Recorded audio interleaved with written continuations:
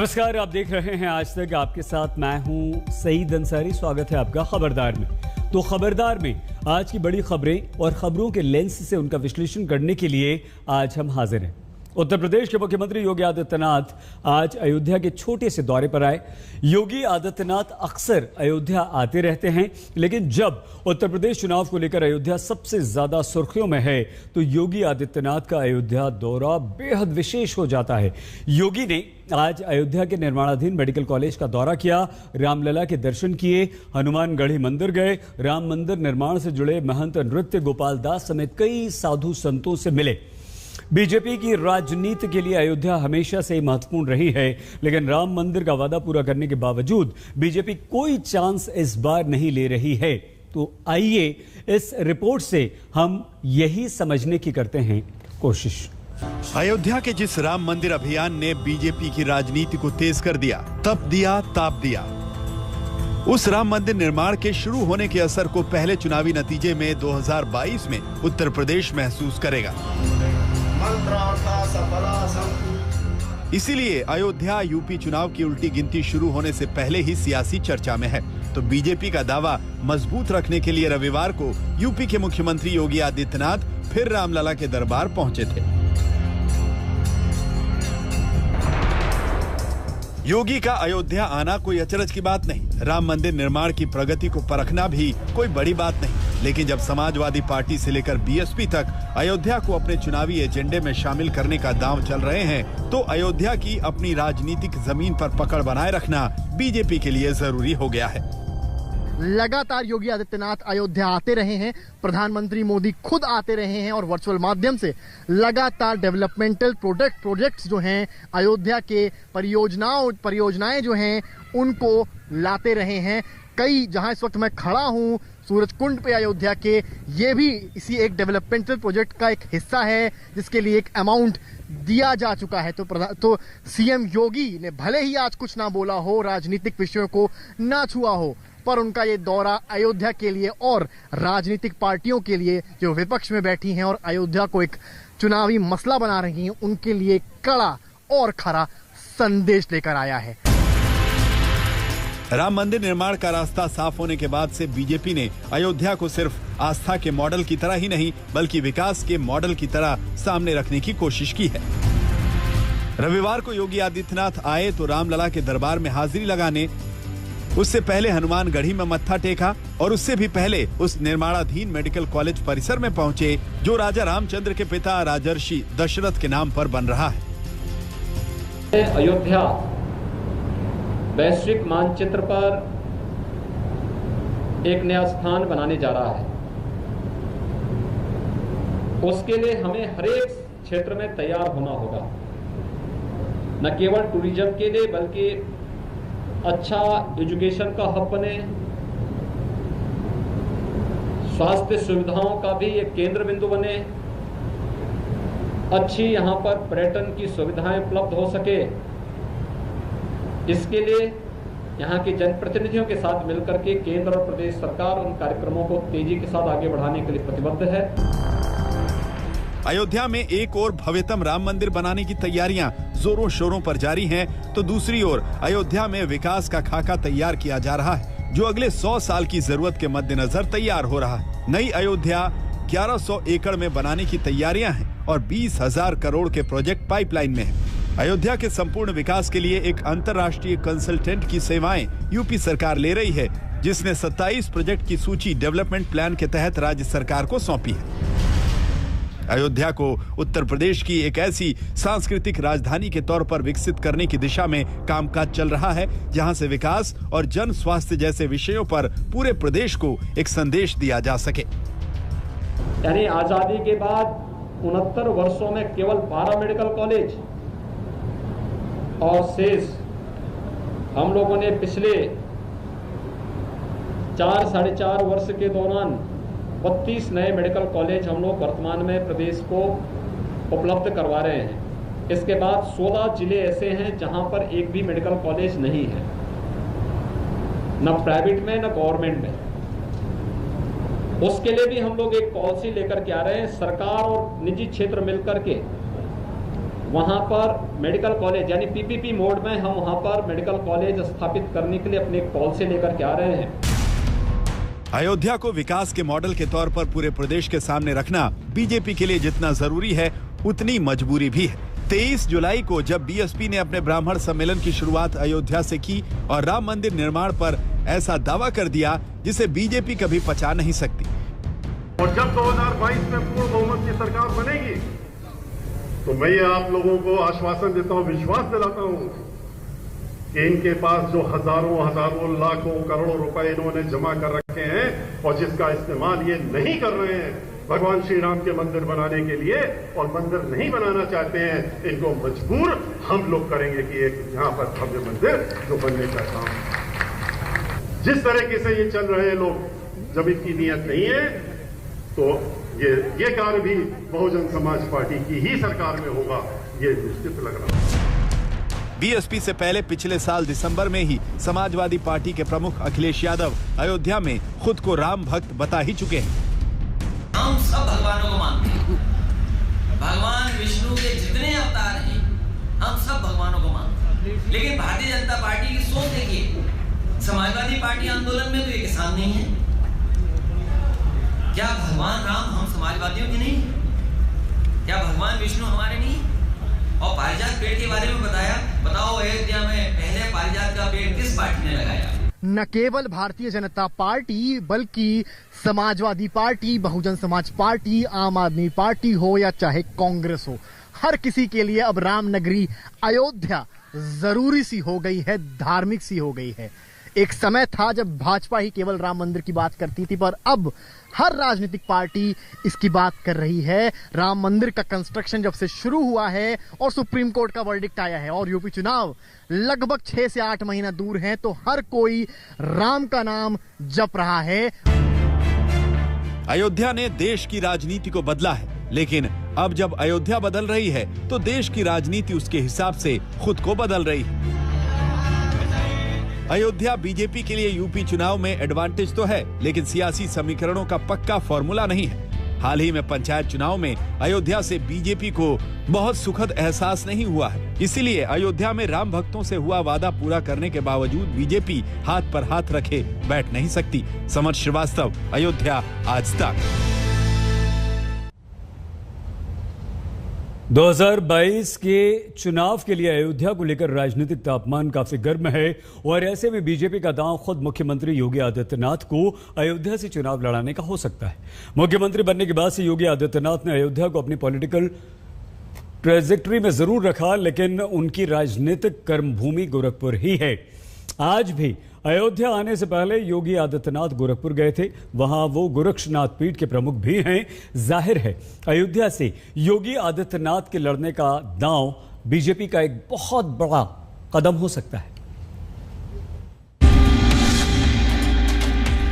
योगी आदित्यनाथ खुद सन्यासी, उन्हें साधु संतों का समर्थन हमेशा से हासिल रहा है, लेकिन अब जबकि उत्तर प्रदेश का चुनाव कुछ महीने ही रह गया है तो अयोध्या के संत समाज से योगी की इन मुलाकातों के राजनीतिक मायने भी, क्योंकि अटकलें लगनी शुरू हो गई हैं कि 2022 के यूपी चुनाव में योगी आदित्यनाथ अयोध्या से चुनाव लड़ सकते हैं।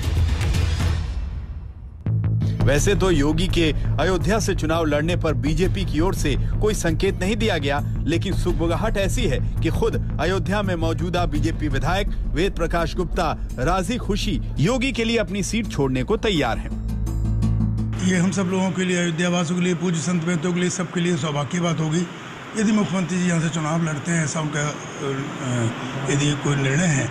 लेकिन ये पार्टी और संगठन तय करता है कि किसको कहाँ से चुनाव लड़ना है, और निश्चित रूप से यदि मुख्यमंत्री जी यहाँ से लड़ेंगे तो ये हम लोगों के लिए, सबके लिए प्रसन्नता के गौरव की बात है। योगी अभी उत्तर प्रदेश के एमएलसी हैं और उससे पहले बतौर सांसद गोरखपुर को ही उन्होंने हमेशा अपनी कर्मभूमि बनाया। 2017 की चुनावी जीत के बाद जब योगी को कमान दी गई तो उन्होंने विधानसभा की किसी सीट को अपने नाम करने की कोशिश नहीं की, लेकिन अब जब 5 साल बाद यूपी में चुनाव होंगे तो राजनीतिक संदेश देने के लिए योगी के खुद विधानसभा चुनाव में उतरने के सियासी गुड़ाभाग हो रहे हैं। विपक्ष योगी के कदम पर निगाहें गड़ाए बैठा है। कोई फर्क नहीं पड़ता, लोकतंत्र है, कोई कहीं से लड़े, ये कोई मुद्दा ही नहीं, कोई इश्यू नहीं है। आपके चैनल के माध्यम से जानना चाहता हूँ, एक काम बताइए, 4.5 साल पूरे हो गए, जिसका शिलान्यास और उद्घाटन दोनों योगी जी ने किया हो। केवल जो समाजवादी पार्टी के समय काम हुए थे, अखिलेश यादव जी के समय काम हुए थे, उन्हीं कामों पे अपना पत्थर लगा रहे हैं। अयोध्या के जो विधायक योगी जी को अपनी सीट से लड़वाना चाहते हैं, उन्हें बताना होगा कि पिछले 5 साल में उन्होंने अपने क्षेत्र में क्या काम किया। ये सिर्फ बात बहादुरी से काम नहीं चलेगा। आदरणीय योगी जी, ये हेडलाइन मैनेजमेंट का काम अब आप ही नहीं, आपके विधायक भी कर रहे हैं। चाटुकारिता बंद करें, ये विधायक आपकी अपने क्षेत्र में काम करें तो बेहतर होगा। मुख्यमंत्री योगी आदित्यनाथ के अलावा बीजेपी अपने यूपी के कई बड़े चेहरों को चुनावी मैदान में उतार सकती है। सूत्रों की माने तो डिप्टी सीएम केशव प्रसाद मौर्य, कौसाम्बी की सिराथू और डॉक्टर दिनेश शर्मा को लखनऊ पश्चिमी सीट से चुनाव लड़ाया जा सकता है। यूपी बीजेपी के अध्यक्ष स्वतंत्र देव सिंह को बुंदेलखंड में किसी सीट से चुनावी मैदान में उतारा जा सकता है। ये तीनों नेता भी मुख्यमंत्री की तरह विधान परिषद के सदस्य हैं। 2017 में बीजेपी ने उत्तर प्रदेश में प्रधानमंत्री मोदी के नाम पर चुनाव लड़ा था, लेकिन अब मोदी के नाम के साथ साथ योगी सरकार के काम को भी गिनाना होगा। यूपी बीजेपी के बड़े नेताओं का खुद चुनावी रणभूमि में उतरना इसके लिए जरूरी रणनीति हो सकती है। योगी खुद अगर अयोध्या से चुनाव लड़े तो ये एक साथ कई चुनावी निशाने साधेगा। समर श्रीवास्तव, अयोध्या आज तक। 2022 उत्तर प्रदेश विधानसभा चुनाव के लिए जैसे अयोध्या नेताओं की पहली पसंद बन गई है, और वैसे ही ब्राह्मण वोटों पर कब्जे की जंग अभी से शुरू हो चुकी। बीएसपी के बाद समाजवादी पार्टी ने ब्राह्मण सम्मेलन करने का फैसला कर लिया। आज समाजवादी पार्टी के अध्यक्ष अखिलेश यादव ने 5 ब्राह्मण नेताओं से मुलाकात की। इन नेताओं ने अखिलेश यादव को भगवान परशुराम की प्रतिमा भेंट की। पौराणिक मान्यताओं के अनुसार भगवान परशुराम ने धरती को 21 बार क्षत्रिय विहीन किया था, तो ऐसे में योगी सरकार में राजपूत बनाम ब्राह्मण के विपक्ष के नैरेटिव के मद्देनजर ये काफी महत्वपूर्ण है। बीएसपी ने ब्राह्मण सम्मेलन अयोध्या से शुरू किया, लेकिन समाजवादी पार्टी का ब्राह्मण सम्मेलन बलिया से शुरू होगा। तो ब्राह्मण वोटों की राजनीति क्यों बढ़ी है, इसे जरा आंकड़ों की दृष्टि से हम देख लेते हैं। आइए, 2014 के लोकसभा चुनाव में बीजेपी प्लस को 72% ब्राह्मणों ने वोट दिया, जबकि समाजवादी पार्टी और बहुजन समाज पार्टी को 5% ब्राह्मण वोट मिले। कांग्रेस को 11% ब्राह्मणों ने वोट दिया। 2019 के लोकसभा चुनाव में बीजेपी को 82% ब्राह्मणों ने वोट दिया, लेकिन बीएसपी एसपी गठबंधन और कांग्रेस के 6% ब्राह्मण वोट इनके हिस्से में आए। 2017 की बात करें तो उत्तर प्रदेश विधानसभा चुनाव में बीजेपी को 80% ब्राह्मणों ने वोट दिया। बीजेपी के टिकट पर 58 ब्राह्मण जीत कर भी आए, जबकि 2012 विधानसभा के चुनाव में जब समाजवादी पार्टी ने सरकार बनाई थी, उस समय बीजेपी को सिर्फ 38% ब्राह्मण के वोट मिले थे। 2007 के विधानसभा चुनाव में बीजेपी को केवल 40% ब्राह्मणों के वोट मिले थे। 2007 में बहुजन समाज पार्टी ने दलित ब्राह्मण गठजोड़ का एक बेहद सफल प्रयोग भी किया था। तो ये तो उत्तर प्रदेश की बात हो गई, ब्राह्मणों के वोट बैंक की बात हो गई। अब रुख राजस्थान का। अब बात राजस्थान की राजनीति की। राजस्थान में मुख्यमंत्री अशोक गहलोत और वरिष्ठ नेता सचिन पायलट के बीच तकरार को सुलझाने के लिए कांग्रेस के नेतृत्व ने एक और पहल की, और इसी हफ्ते गहलोत मंत्रिमंडल में पायलट समर्थकों को शामिल किया जा सकता है। हालांकि कांग्रेस नेतृत्व इस बार सफल हो पाएगा या नहीं, इस पर संदेह है। एक स्वर में ये कहा है कि जो केंद्र आला कमान जो तय करेगा वो हमें मंजूर है। सब लोगों ने एक स्वर में कहा, और हम लोग बहुत जल्द इन सब चीजों के ऊपर हम लोग फाइनल फैसला करेंगे, क्योंकि कहीं पर भी कोई अब हम लोगों को कोई किसी भी प्रकार से विरोधाभास नजर नहीं आता। सब लोग एक स्वर से और एक मत है इसके अंदर। राजस्थान कांग्रेस के प्रभारी अजय माकन ने पार्टी के संगठन महासचिव केसी वेणुगोपाल की मौजूदगी में कांग्रेस में सबके एकजुट होने का ऐलान किया। तो क्या मान लें कि राजस्थान कांग्रेस में सब ठीक ठाक है? कहीं पर भी कोई भी विरोध नहीं है, आपस में विरोधाभास नहीं है, सब निर्णय हो चुका है। और दूसरा, हर जो हमारे कांग्रेस के लीडर हैं, सबने आला कमान के ऊपर, केंद्रीय नेतृत्व के ऊपर विश्वास जताया। दिल्ली से आए कांग्रेस नेताओं के दावे के बावजूद राजस्थान कांग्रेस की खींचतान क्या है, इसे समझने के लिए इन तस्वीरों को देखिए। जयपुर में राजस्थान कांग्रेस के दफ्तर में पार्टी के विधायकों से मिलने जब अजय माकन और केसी वेणुगोपाल पहुंचे तो बाहर सचिन पायलट समर्थक अपना दम दिखा रहे थे। कहने को तो पायलट ने अपने निजी सचिव को भेजकर नारा लगा रहे समर्थकों को शांत कराया, लेकिन पंजाब की तरह न्याय की मांग राजस्थान में भी पायलट समर्थक करने लगे हैं। जिस तरह से पूरे देश में फैसले हुए हैं, पंजाब में हुए हैं, असम में हुए हैं, उत्तराखंड में हुआ है, और धीरे धीरे कैसे पार्टी आगे जाए, कैसे युवाओं को और ज्यादा भागीदारी मिले, इसको लेकर जो हमारा नेतृत्व काम कर रहा है, उस पर मुझे लगता है कि अब समय है उन बातों को सुनने का, उन बातों पर फैसला लेने का। उत्तराखंड और असम में जिस तरह से आलाकमान ने जो फैसले किए और जिस तरह से सभी स्टेट्स में उन लोगों को जो उनका फैसला था वो सर्वमान्य है, और अगर मुख्यमंत्री ये कह रहे हैं कि आलाकमान के फैसले हमें मंजूर है, तो निश्चित तौर पर आलाकमान ने हमेशा से सही फैसले किए और हमें पूरा भरोसा है। पायलट समर्थकों की आस लंबे समय से पूरी नहीं हुई है और पंजाब फॉर्मूला राजस्थान में लागू करना आसान भी नहीं। यह बात किसी से छुपी हुई नहीं है कि गांधी परिवार और मुख्यमंत्री अशोक गहलोत के रिश्ते पहले जैसे नहीं रहे, मगर न राजस्थान पंजाब है, न गहलोत अमरिंदर सिंह है।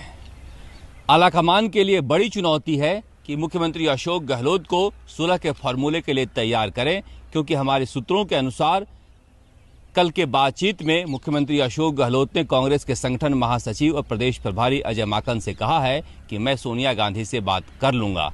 हालांकि देर रात मीडिया में यह खबर दी गई कि मुख्यमंत्री अशोक गहलोत ने कहा है कि हमने पूरा फैसला कांग्रेस आलाकमान पर छोड़ दिया है। राजस्थान में मुख्यमंत्री अशोक गहलोत और वरिष्ठ नेता सचिन पायलट का झगड़ा सुलझाने के लिए प्रभारी अजय माकन 1.25 साल में कम से कम 6 बार जयपुर आ चुके हैं। 2020 में 30 अगस्त, 11 सितंबर और 24 सितंबर को अजय माकन राजस्थान आए थे। 2021 में 21 अप्रैल, 7 जुलाई और अब 24 जुलाई को माकन राजस्थान पहुंचे। हर बार सब ठीक ठाक हो जाने का ऐलान करके अजय माकन वापस दिल्ली जाते रहे, लेकिन अब तक मामला शांत नहीं हुआ है। सचिन पायलट दिल्ली में भी माकन और वेणुगोपाल से 3 बार मिल चुके हैं। देखिए, जहाँ तक पार्टी की बातें हैं, पार्टी की चर्चाएं हम लोग पार्टी के प्लेटफॉर्म पर करते हैं, और मुझे लगता है अजय माकन जी ने बड़ा विस्तार से आज पीसीसी में अपनी बात को रखा है। मुझे लगता नहीं कि इसके अलावा कोई आवश्यकता है मुझे उस पर कुछ कहने की।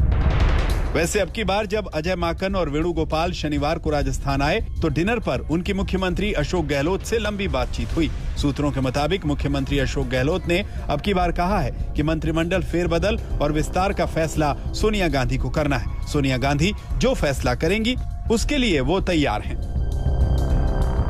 इसी बीच 28 जुलाई को ही मंत्रिमंडल विस्तार कर पायलट समर्थकों को जगह देने की अटकलें हैं। अजय माकन 28 और 29 जुलाई को फिर जयपुर में रहेंगे। मैं 28 और 29 तारीख को 2 दिन के लिए राजस्थान में मैं फिर खुद आ रहा हूं, और हम लोग कांग्रेस विधायकों से मैं यहां पर आकर के एक एक करके सबसे अलग बात करके जिला और ब्लॉक के बारे में उनसे मंत्रणा करूंगा। हालांकि असली लड़ाई कुछ पायलट समर्थकों को गहलोत कैबिनेट में शामिल करने और अहम पदों पर काबिज करने भर की नहीं है। असली मुद्दा राजस्थान की राजनीति में पायलट का रोल है। सूत्रों के अनुसार राजस्थान कांग्रेस में कलह को खत्म करने के लिए सुलह का फॉर्मूला तैयार हो गया है। सचिन पायलट गुट के 5 विधायकों को मंत्री बनाया जाएगा, लेकिन बड़ा सवाल यह है कि सचिन पायलट की भूमिका इसके बाद क्या होगी। मुख्यमंत्री अशोक गहलोत के बारे में कहा जा रहा है वह चाहते हैं कि सचिन पायलट की विदाई हो राजस्थान से, जबकि सचिन पायलट राजस्थान में रहकर राजनीति करना चाहते हैं। स्वागत एक बार फिर से आपका खबरदार में। और खबरदार में अब आज हम आपके लिए आज तक की अफगान सीरीज की 4थी किश्त लेकर आए, जिसमें अफगानिस्तानी मेहमान नवाजी की खुशबू है। अफगानिस्तान के आधे से ज्यादा हिस्से पर तालिबान दोबारा अपना कब्जा जमा चुका है। कई बड़े हाईवेज और सैन्य ठिकाने अब तालिबान के कब्जे में हैं। अफगानिस्तान के 3.25 करोड़ लोगों को नहीं पता कि उनका भविष्य क्या होगा। जिस तरह ये बात सच है कि तालिबान ने दुनिया भर में अफगानिस्तान की पहचान को गहरी चोट पहुंचाई है, लेकिन अफगानिस्तान की जनता आज भी अपनी पहचान को कायम रखने में सफल रही है। अफगानिस्तान मेहमानों की मेजबानी के लिए मशहूर है। तो आज तक की टीम को काबुल में अफगानियों की मेहमान नवाजी का जो अनुभव प्राप्त हुआ वो बेहद खास था।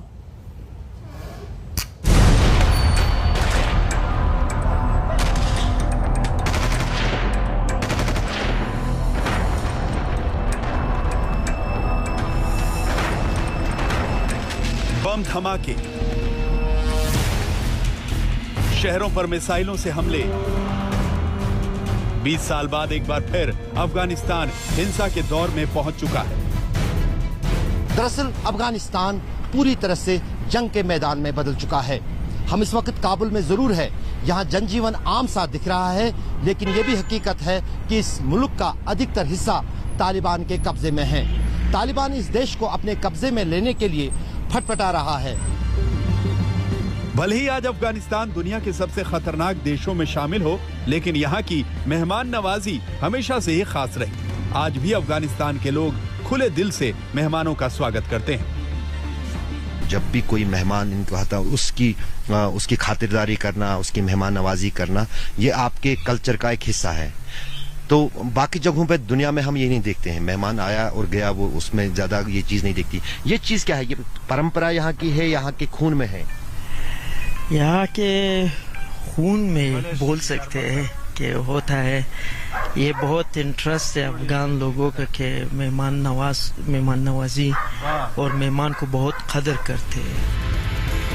आज तक संवाददाता अशरफ वानी को अफगानिस्तान का स्वाद चखने का मौका मिला और वो काबुल में एक ट्रेडिशनल दावत में पहुंचे, जहां अफगानिस्तान के खाने की खुशबू महक रही थी।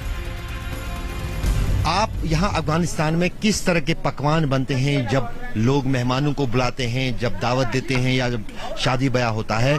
किस किस तरह के खाने होते हैं और खानों की जो फहरिस्त होती है वो कैसी होती है? इधर खाना पकते दो किस्म का चावल, एक उज़्बेकी चावल कहते हैं इसको, एक बोलता है साफकी, एक गोश्त में पकता है और दूसरा जो है बगैर गोश्त का पकता है। तो सबसे ज्यादा लोग जो है ए वाला जो गोश्त में पकता है ये ज्यादा पसंद करते हैं और हम ज्यादा पकाते हैं। और दूसरा वाला जो है जो गरीब लोग होते हैं वो गोश्त ज्यादा नहीं डाल सकते, फिर वो सादा पकाते हैं। बाकी इधर कबाब ज्यादा चलते हैं, रोस्ट चलते हैं और खुरमा भी होता है। एक को कहते हैं दुप्याजा होता है, ये ज्यादा चलते हैं यहाँ पे। तो और किस्म किस्म का खाना होता है। कई लोग मसालेदार खाना पसंद करते हैं, कई लोग बगैर मसाले का पसंद करते हैं। जनरल भाई, आप क्या पका रहे हैं इस वक्त यहाँ इस दावत में? हम इसमें दावत में बामिया पकाता है कि ये लोग फरमाइश करता है कि बामिया पकाओ, हम लोगों ने बामिया पकाए लिए। इसको किसके साथ परोसेंगे? नान के साथ या फिर चावल के साथ? ये नान के साथ कर रहा है, खुरमा है इसलिए, तो खुरमे क्योंकि जैसा है ये नान के साथ।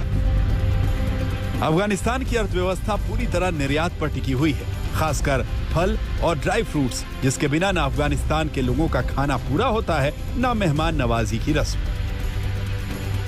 अफगानिस्तान भले ही दुनिया में जंग और लड़ाई के कारण मशहूर हो, लेकिन अफगानिस्तान में कहीं न कहीं जो यहाँ की परंपराएं हैं वो भी काफी अनोखी और दिलचस्प है। उनमें से एक परंपरा यहाँ की मेहमान नवाजी है। दरअसल अफगानिस्तान को मेहमान नवाजी के लिए जाना जाता है। हम इस वक्त एक जगह पर बैठे हैं जहाँ पर कई सारे अफगानी दोस्त जो हैं आपस में एक पार्टी के लिए बैठे हैं, जिसको हम दावत कहते हैं यहाँ पर आम लोग से। ये दावत क्या होती है और किस तरह से इसका आयोजन अफगानिस्तान के लोग करते हैं? ये जो दावत होती है अफगानिस्तान की बहुत मशहूर है दुनिया भर में, इसमें खास क्या है? इसमें खास पहले सबसे पहले तो गैदरिंग है, and the gathering there use the food, fruit और डिशेस अलग अलग जो होती है। हाँ, डिश बहुत अलग अलग से होते हैं। मोस्टली डिश जो होते हैं वो नॉनवेज होती है। और after the meal, the fruit is also common by the people in the exactly तो अब आप मुझे ये बताइए, आपने कहा कि दरअसल जो है मेहमान नवाजी कहा जाता है कि अगर दिल से अफगानियों के खून में है ये, जब भी कोई मेहमान इनको आता है उसकी खातिरदारी करना, उसकी मेहमान नवाजी करना, ये आपके कल्चर का एक हिस्सा है। तो बाकी जगहों पे दुनिया में हम ये नहीं देखते हैं, मेहमान आया और गया, वो उसमें ज्यादा ये चीज नहीं दिखती। ये चीज क्या है? ये परंपरा यहाँ की है, यहाँ के खून में है। यहाँ के खून में बोल सकते हैं कि होता है। ये बहुत इंटरेस्ट है अफगान लोगों का कि मेहमान नवाजी और मेहमान को बहुत कदर करते हैं। खुश भी होते हैं और हाँ खुश भी होते हैं और इतना कदर करते हैं कि मतलब सब कुछ, इवन फूड ये चीज़ छोड़ दो कि मतलब सब चीज़ अगर यहाँ पे मेहमान को कुछ भी हो गए तो रिस्पॉन्सिबल तो वही होस्ट होगा। हाँ, थैंक यू। तो जाहिर है कि जहाँ अफगानिस्तान में जहाँ पर दावतों की बात है और दस्तरखान की बात है, जिस पर अलग अलग पकवान जो हैं मेहमानों को परोसे जाते हैं, लेकिन उसका एक खास हिस्सा यहाँ के फल है। दरअसल जहाँ पर हम खड़े हैं आप यहाँ देख सकते हैं एक बगीचा है और हर किस्म का फ्रूट जो या मेवा है वो यहाँ पर दस्तयाब है। सेब हो, नाशपाती हो, चेरी हो, एप्रिकॉट हो और जो भी कुछ फल हैं कुदरती तौर पर अफगानिस्तान के अलग अलग हिस्सों में उगाए जाते हैं और ड्राई फ्रूट्स भी, और यही कारण है कि यहाँ के दस्तरखान का एक हिस्सा ये फल भी है। तारिक लोन के साथ अशरफ वानी, काबुल, आज तक। अफगानिस्तान की मेहमान नवाजी की दुनिया कायल है, लेकिन अफगानिस्तान में रिपोर्टिंग के दौरान हमारी आज तक की टीम को जो एक बात महसूस हुई वो ये कि चाहे कुछ भी हो जाए, अफगानिस्तान की आम जनता कभी भी तालिबान की मेजबानी नहीं करेगी। तो अफगानिस्तान से आज तक की ग्राउंड रिपोर्ट के बाद आइए अब हम आपको बाढ़ के पानी में डूबे महाराष्ट्र की ग्राउंड रिपोर्ट दिखाते हैं। पिछले 40 वर्षों की यह सबसे भीषण बारिश और बाढ़ से महाराष्ट्र इस समय जूझ रहा है, जिसमें पिछले 3 दिन के अंदर 130 से ज्यादा लोग अलग अलग हादसों में अपनी जान गंवा चुके हैं। सबसे ज्यादा मौतें लैंडस्लाइड की घटनाओं से हुई हैं। स्थिति इतनी खराब हो चुकी है महाराष्ट्र में कि लोगों को रेस्क्यू करवाना भी मुश्किल हो रहा है। महाराष्ट्र में ऐसा लग रहा है मानो कुदरत और इंसान के बीच कोई मुकाबला चल रहा हो। ठाणे में 12, रायगढ़ में 52, रत्नागिरी में 21, सतारा में 13, कोल्हापुर में 7। 21 से 24 जुलाई के बीच महाराष्ट्र की महाबाढ़ में 130 से ज्यादा लोगों की जान जा चुकी है। रायगढ़ के महाड़ में बाढ़ और बारिश के बीच भूस्खलन में कई लोगों की जान गई। परसों नाइट में जो है एक लैंडस्लाइड हुआ है रात्रि के 1 बजे और उसमें जो है लगभग 17 व्यक्ति जो है इसमें फंसे हुए की खबर मिली थी। हमारी टीम जो है कल जहां पे आ गई थी शाम को 4 बजे और हमने अपना रेस्क्यू ऑपरेशन जो है वो शुरू कर दिया था, जिसमें कि एक मृत शरीर जो है हमको मिला था और उसको हमने निकाल लिया था। बाकी एनडीआरएफ जो है वो विपरीत परिस्थिति में जो है जहाँ पे काम कर रही है। महाराष्ट्र के हालात इतने खराब हो चुके हैं कि लाखों लोग पिछले 40 साल की सबसे भीषण बाढ़ से अपनी जान बचाने की जद्दोजहद में जुटे हैं। एनडीआरएफ की 34 टीमें बाढ़ प्रभावित जिलों में तैनात हैं और 24 घंटे लोगों को सुरक्षित स्थानों पर पहुंचाने के मिशन को अंजाम दे रही हैं। सिचुएशन है वो थोड़ा सा कठिन है क्योंकि बारिश लगातार हो रही है। अभी बारिश थोड़ी थमी है लेकिन बारिश का कहर जारी है और इसके चलते लोगों को रेस्क्यू करने में जो परेशानी आ रही है एनडीआरएफ टीम को वो समझ में आता है। लेकिन अभी जो फिलहाल स्थिति है वो ये है कि लगातार हम लोगों को अभी कुछ दिन तक काम करना होगा। एनडीआरएफ की लगभग 34 टीमें महाराष्ट्र में काम कर रही हैं। हिरे महाराष्ट्र में ऐसी बारिश, ऐसी बाढ़, ऐसी तबाही पिछले 40 सालों में कभी नहीं देखी गई। एनडीआरएफ, नेवी, आर्मी लोगों को बचाने में जुटी है। करीब 1.5 लाख लोगों को अब तक सुरक्षित स्थानों पर पहुंचाया गया। ये तस्वीर देखिए, सांगली की बाढ़ की धार ने लोगों की जिंदगी को तार-तार कर दिया। इसी एक डोर के सहारे लोग जिंदगी बचाने का जतन कर रहे हैं। राहत और बचाव में जुटे जवान लोगों की जिंदगी भी बचा रहे हैं और राहत का सामान भी पहुंचा रहे हैं। बाढ़ में फंसे लोगों के लिए एनडीआरएफ के जवान किसी देवदूत से कम नहीं। यहाँ के जो सिविल प्रशासन द्वारा पता चला कि वालवा तहसील के अंतर्गत एक सिरगांव है जो कि वालवा से 1.5 किलोमीटर दूरी पे है और कृष्णा नदी के उस पार है। इस सिरगांव के चारों तरफ पानी भर गया है और वहाँ पर लोग फंसे हुए हैं। 23 तारीख को, 24 तारीख को, लगातार 25 तारीख को हम अपना रेस्क्यू ऑपरेशन चलाए हुए हैं और अभी तक हमने लगभग 700 से 800 लोगों को यहाँ से निकालकर सुरक्षित स्थान पर पहुँचा दिया है। जब कुदरत कहर बनकर बरसती है तो इंसान लाचार हो जाता है। महाराष्ट्र के कई जिलों में कुदरत की मर्जी के आगे सब कुछ डूब चुका है। पुणे में 400 गांव बाढ़ से प्रभावित हैं। कोल्हापुर के 240 गांवों में बाढ़ का मंजर है।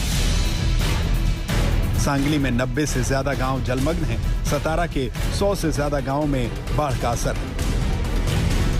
बाढ़ का पानी पूरे महाराष्ट्र में 500 से ज्यादा गांवों में घुसा है, जिसकी वजह से लोगों को गांवों से बाहर निकालना पड़ा है।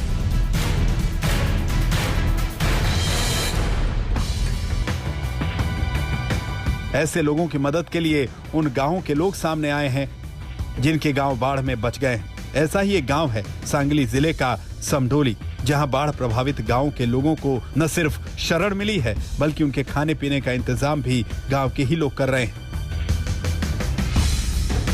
उस लोगों को हम इधर इकट्ठा करके उनको खाना नाश्ता वगैरह सब कुछ मंडल की तरफ देते हैं। अभी आसपास के गांव और समडोली ये दूसरे तरफ ये किया शिफ्ट किया है।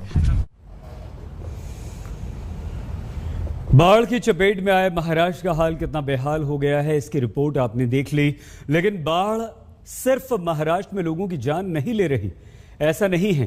हिमाचल प्रदेश में बाढ़ और बरसात के बीच भूस्खलन की एक बड़ी घटना हुई। यह घटना किन्नौर जिले में हुई, जहां भूस्खलन के बाद पहाड़ से पत्थर और बड़ी बड़ी चट्टानें इतनी तेजी से नीचे गिरी कि बसपा नदी का पुल टूट गया। कई गाड़ियां इसकी चपेट में आ गईं। तस्वीरें आप इस समय देख रहे हैं। इस घटना में अभी तक 9 लोगों के मारे जाने की पुष्टि हो चुकी है। ये सभी लोग दिल्ली और चंडीगढ़ के थे जो हिमाचल प्रदेश घूमने गए थे। प्रधानमंत्री नरेंद्र मोदी ने भी इस घटना में मारे गए लोगों के परिवार के प्रति संवेदना व्यक्त की है। घटना के समय वहां कई लोग मौजूद थे। उन लोगों ने भूस्खलन की वीडियोस बना ली, जिनमें लोगों की चीख पुकार साफ साफ सुनी जा सकती है। दर्दनाक तस्वीरें हैं। 9 लोगों की मौत की पुष्टि अभी तक हो पाई है, कई लोग लापता हैं। खबरदार में आज के लिए बस इतना ही। अपना प्लीज बहुत ख्याल रखिएगा। देखते रहिए आज तक।